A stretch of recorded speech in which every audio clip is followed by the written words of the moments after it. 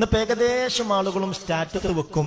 നീ വെക്കുന്ന സ്റ്റാറ്റസ് അള്ളാഹുവിന് പൊരുത്തമില്ലാത്തതാണെങ്കിൽ ആരൊക്കെ അത് കണ്ടോ, ആരൊക്കെ അത് കേട്ടോ, അതിനവർക്കുള്ള ശിക്ഷയുടെ തുല്യമായ ശിക്ഷ സഹോദര സഹോദരി നിനക്കുണ്ടാകും. ഇത് നീ ചിന്തിക്കണം, ഇത് നീ ആലോചിക്കണം.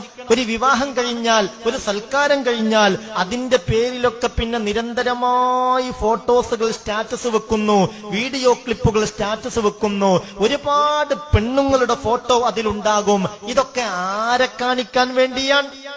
എന്താണ് എന്റെ സഹോദരാ സഹോദരി ഇതിന്റെ ഗൗരവത്തെക്കുറിച്ച് ചിന്തിക്കാത്തത്?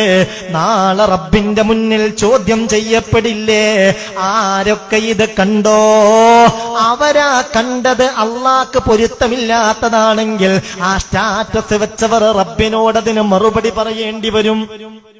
ആരൊക്കെ അത് കേട്ടോ, ആ കേട്ടത് റബ്ബിന് പൊരുത്തമില്ലാത്തതാണെങ്കിൽ അത് വെച്ചവർ അള്ളാഹുവിന്റെ കോടതിയിൽ മറുപടി പറയേണ്ടി വരും.